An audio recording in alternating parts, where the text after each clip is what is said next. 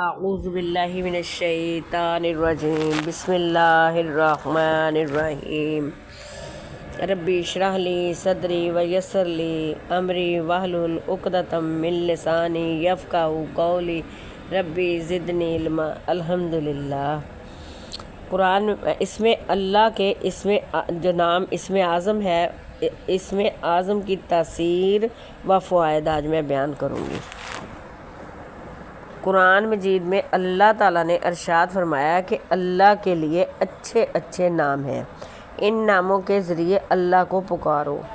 سورۃ اعراف number 18۔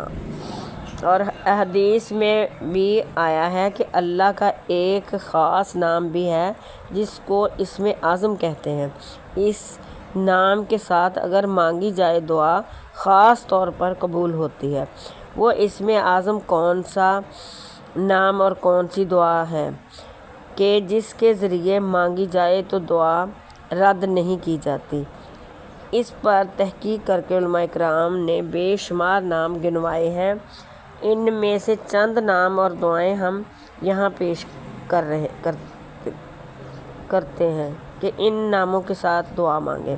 Number 1، حضرت بریدہ اسلمہ رضی اللہ تعالیٰ عنہ سے روایت ہے کہ رسول اللہ صلی اللہ علیہ وسلم نے ایک شخص کو اس طرح دعا کرتے ہوئے سنا: اللہم انی اسألک بانی اشہد انک انت اللہ لا الہ الا انت الاحد الصمد الذی لم یلد ولم یولد ولم یکن لہ کفوا احد۔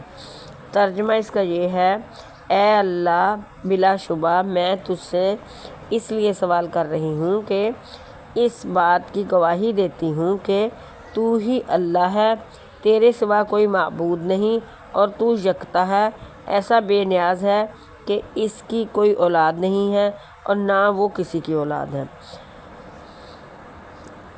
اس کا ہم پلہ بھی نہیں ہے۔